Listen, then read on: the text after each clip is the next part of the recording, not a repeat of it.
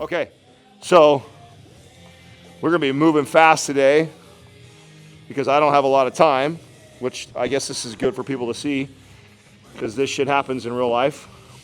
I've got maybe 40 minutes tops before I gotta be on a conference call. I've already got my LMNT cracked.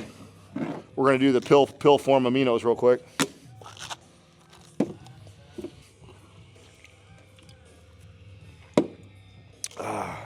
If I do pills, it's 7 each serving. If I do packet or the scoop, it's just 1 scoop, 3 times a day between meals. And then 2 of these, even though I don't use the cans, so I try not to waste the cans. So I'm for sure gonna deadlift. And I haven't decided the second thing yet. I haven't decided if I'm gonna do light bicep stuff or I'm gonna do shoulder stuff. We'll do some 90-90s, those start off. Open up those hips.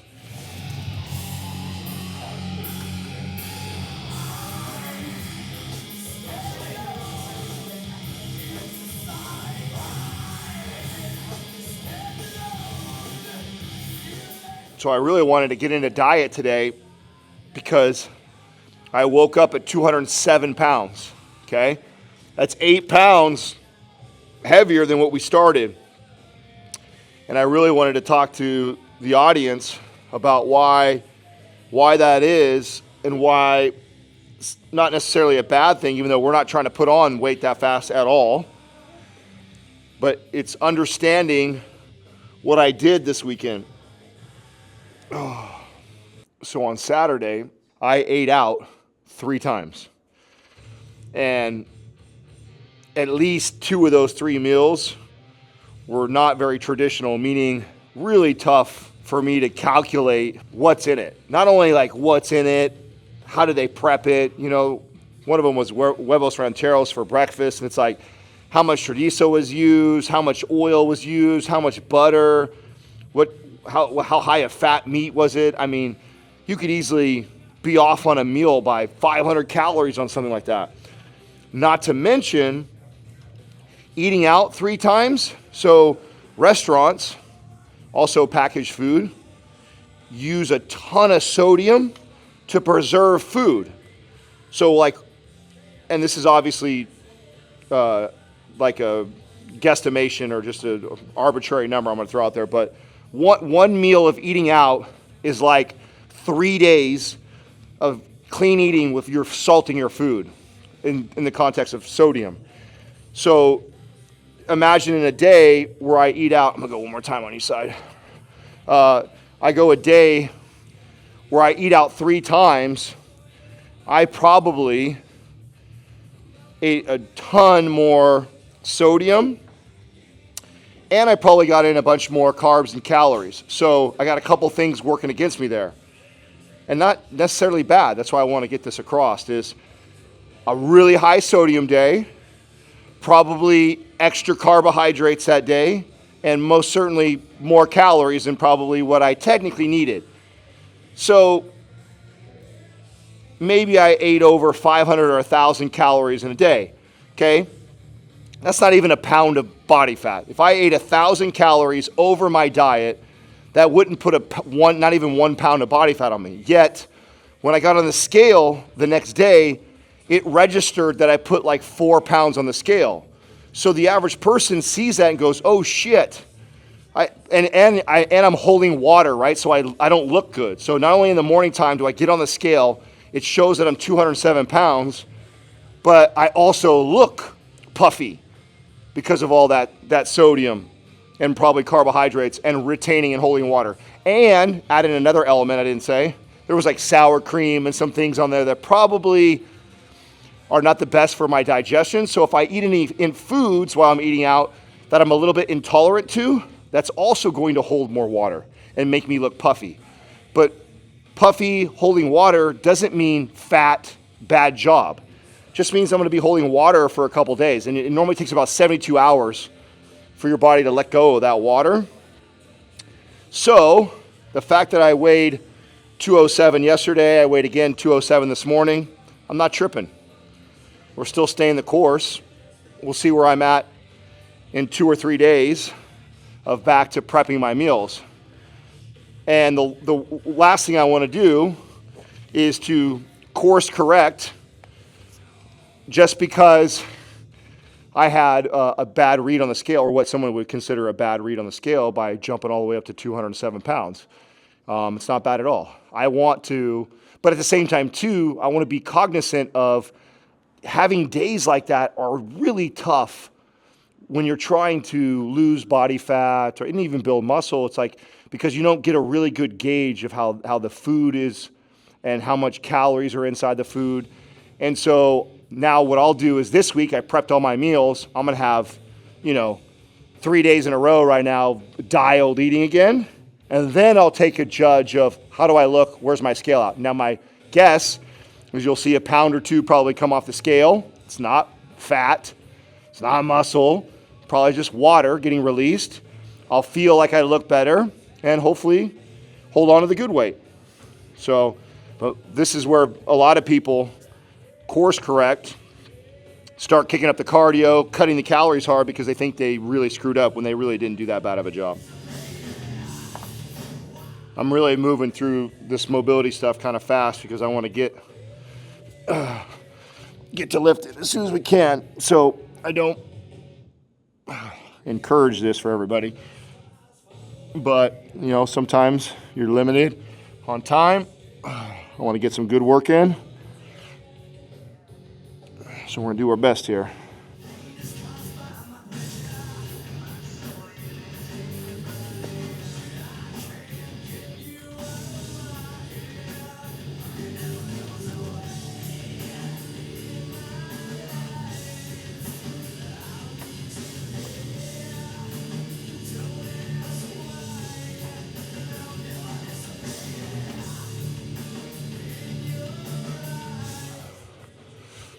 So I'm going to deadlift, so I'm going to warm up, do some dynamic stuff for my hamstrings real quick.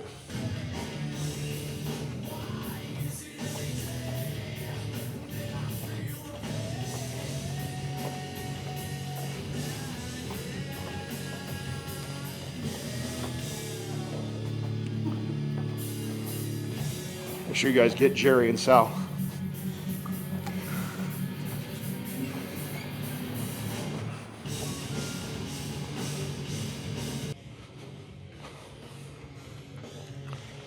A little bit of leg swings. So here's an example. What I talked about the other day is we're going to go do some deadlifts. I mean, I'm not lifting really heavy yet. I want to get heavy. And the stretches that we're doing are mobility, 90-90 work,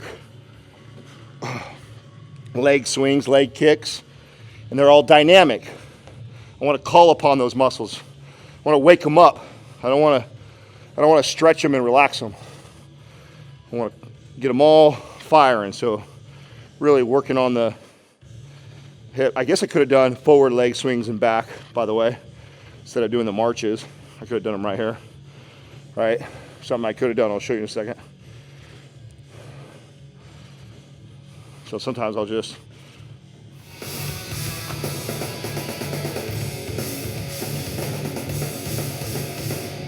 if I put this on my shirt, will I be okay, you think? Yeah. I don't want to get this hat sweaty. For all the people that were asking about the hat, I like the clip on it, but I don't want to get that hat sweaty because I like it.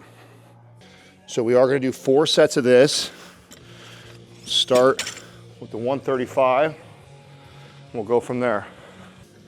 Got some Godsmack today. What do you know about that, Josh?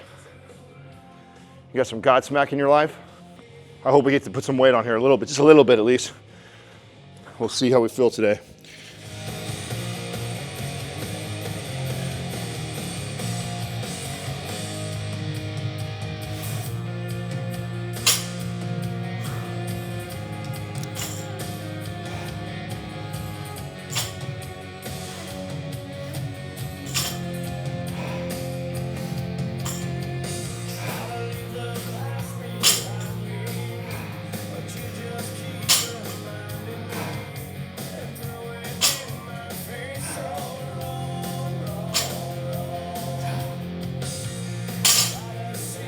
slow on squatting and deadlifting going up, it's quarters. You're not allowed to use tens.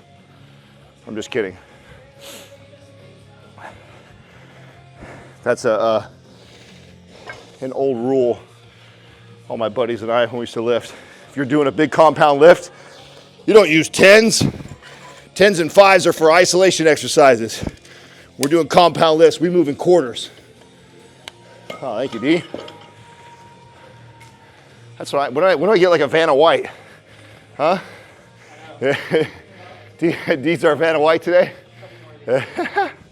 Everybody has a different routine when it comes to deadlifting as far as how they walk up to the bar. I want my shins as close to the bar as possible. You'll see me do this ridiculous thing where I lift my hands up. What I'm doing when I lift my hands up, that stretches the lats. One of the things I want to engage before I lift the deadlift is I want to engage my lats. So I want to feel them. That helps my brain go, oh, there they are, they're stretched, I feel them. I go and grab the bar, and then when I grab a hold of the bar, I pretend like I'm trying to bend the bar down and in. That'll engage those lats really good. Then you'll see me slightly lift my hips up, which will stretch the hamstrings and load the glutes. And then all I'm thinking about is thrusting the hips forward. So lats, I can feel them. Grab my bar, bend the bar, sit the hips down. They're tight in the hamstring, and thrust the hips forward.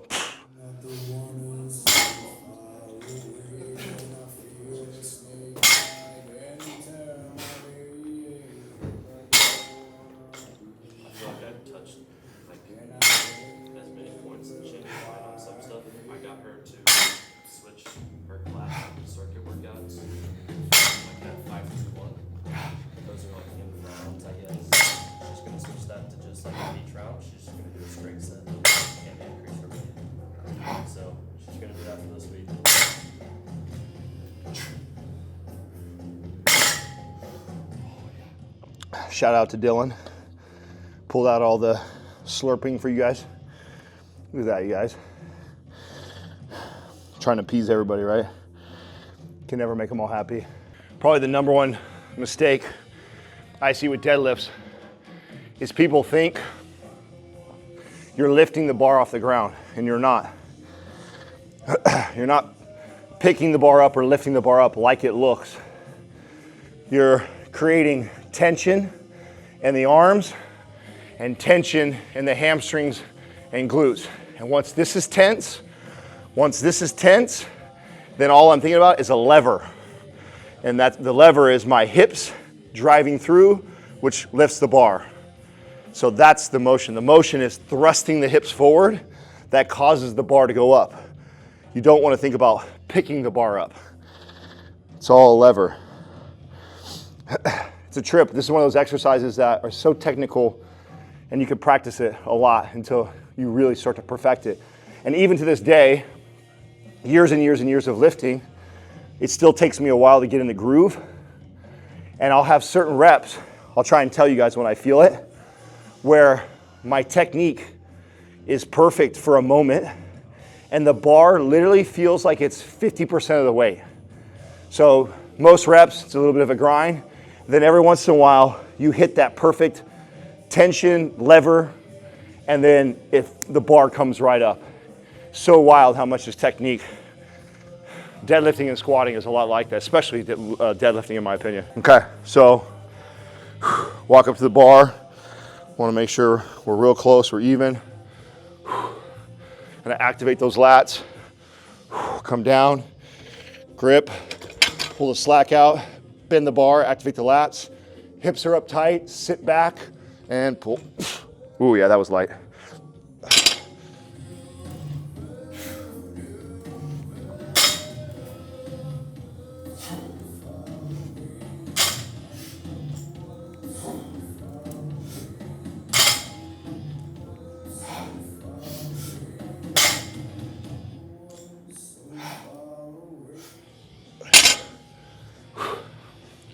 Okay, it's good that I stayed there, because now, as I start to fatigue, Hips, hamstrings not fatiguing. Forearms starting to give out a little bit.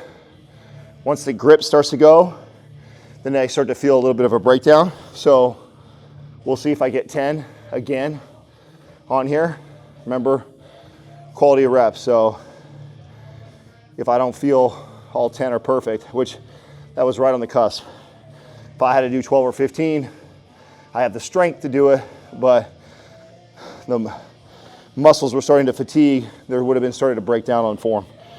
Part of the lever working really well that I haven't said or communicated is bracing the core, right? So if your back, your spine, into your hip complex, the hip is what's thrusting forward and creating this lever. Then having a rigid, strong spine, that's why deadlifts are so great for the back, is you build that core, the core wraps all the way around your spine, is bracing the core really well as you pull up. It's one of the beauties of getting good at deadlifts, especially doing it proper, is you're gonna build your core strength pretty fast because you're lifting this heavy load, and in order to do it with good technique, you've got to brace with your core. Which is the other thing that I probably feel fatiguing a little bit, is my core is just not been adapted to lifting heavy weight. And so just the bracing of my core and my forearms are breaking down, even though my legs have got the strength. Which is, by the way, why people love machine exercises. Because I can get in right now and go leg press my ass. I mean, I could probably slap on a ton of weight and leg press or leg curl, where I don't have to use all these secondary muscles. I don't have to brace my core to do those things. And so we tend to gravitate towards those easier movements for those reasons. But the greatest ROI is in these heavy barbell compound lifts. That's why they should be the cornerstone. Not saying that leg press doesn't have value and it's not good. Not saying that leg curls can't be good. It's that this should be the cornerstone, because if I get strong at this, I will be strong at all those machine exercises. If I get really strong at that, it doesn't necessarily translate over to this. And this translate into real world strength way better. And more ROI, right? More bang for my buck. More calories burned, more muscle built, more CNS, right? Okay, last one. Let's hope we can still get 10 here, right?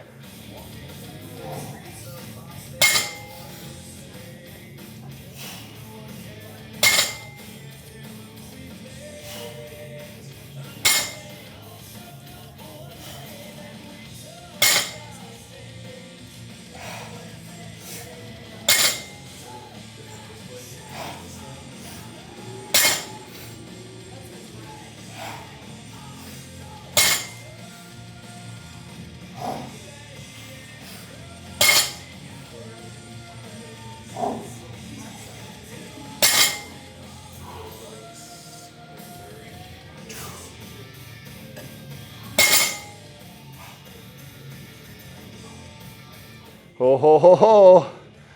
We're starting to get workouts like that. That's exciting. It's exciting to break a little bit of sweat, feel a little pump. Soreness isn't so bad anymore. Again, still having to resist the desire to want to start stacking the weight just because I can. Remember, the first week we did deadlifts, we did 135 for 3 sets of 10. Now we're doing 4 sets of 10, and only 1 set was at 135. The rest has been 185. So that's a big leap right there. I'll probably pay for it a little bit. That was our big bang for our buck right there. I'll just touch some buys. But the way MAPS 15 is laid out, and or whatever it is I'm creating right now, I think I'm building another version, I guess, or maybe another program, we'll see. My goal is to get a lift almost every day, or at least have 1 day off and then 6 days a week, And every day I come in and I got at least one big compound lift paired with something else. Sometimes I have 2 compound lifts, but most of the time it's 1 compound lift with some sort of an isolation exercise. And I've been going off of how I feel. So just do some real light curls right now. I remember when I didn't really start deadlifting until I was like 30. And you know, at that time, before that, I'd already built a decent physique. But holy shit, deadlifting took my back to a whole nother level, which I think is so funny on the internet when you see guys try and make the case that deadlifting is not for your back, because it's definitely a big hamstring hip movement for sure. But when you start grabbing 300, 400, 500 pounds, trust me, your back gets worked, and it gets worked a lot. In fact, I never had that crazy of a pump on my back until I started deadlifting. And it feels amazing because it lights up the entire back. So if you want a crazy back pump, do 4 sets of deadlift, then go over and do some lat pull downs, and your back will feel ginormous. All right, real light curls.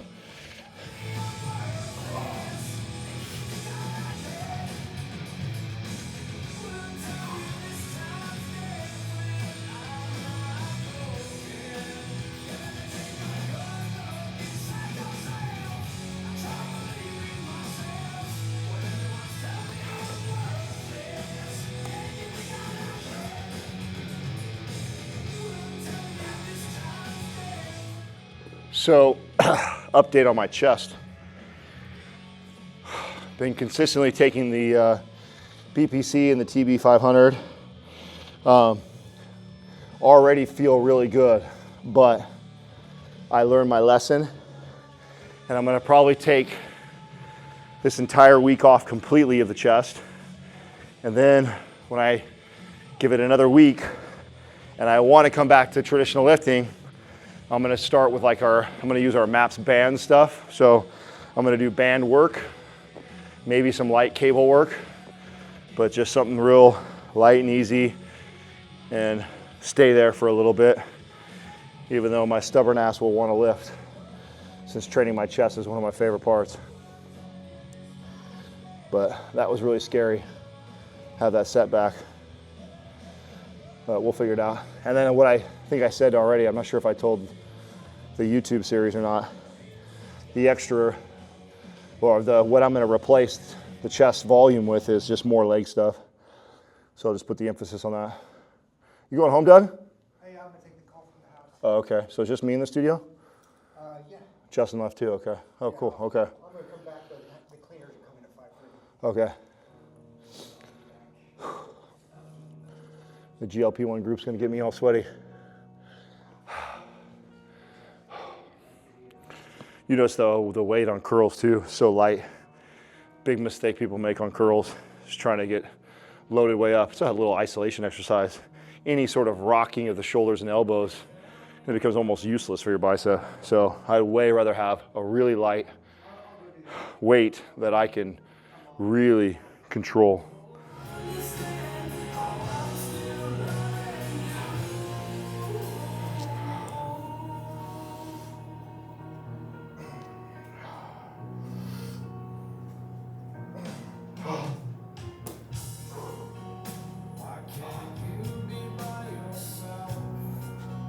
You'll see when I do that, when I do curls a lot of times, I do this with curls, I do it with tricep push downs, I do it with lateral raises.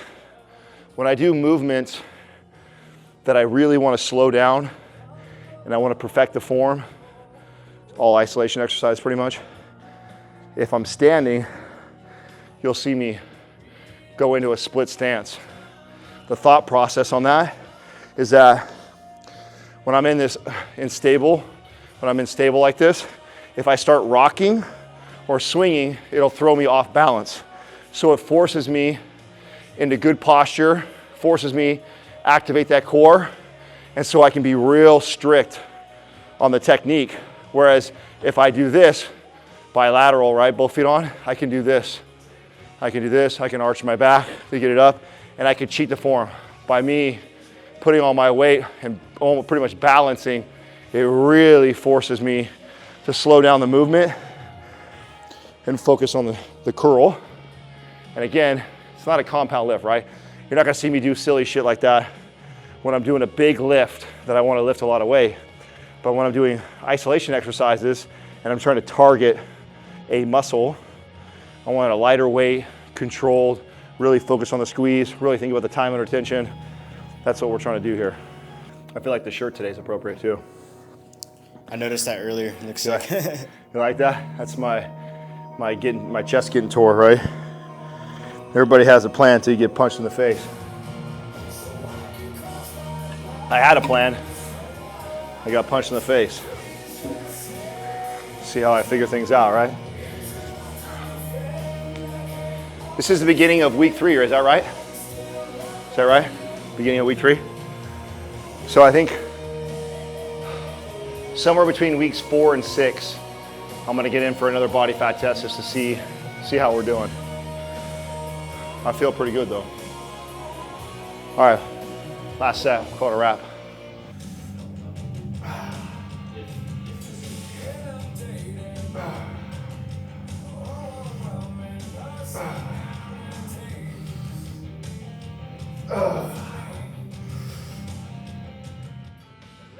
Oh, God. Whew. That was too short. 13 instead of 15 right there. Felt myself wanting to rock. Whew. That's a wrap, boys. Short and sweet today. Got to the point. So a diet recap.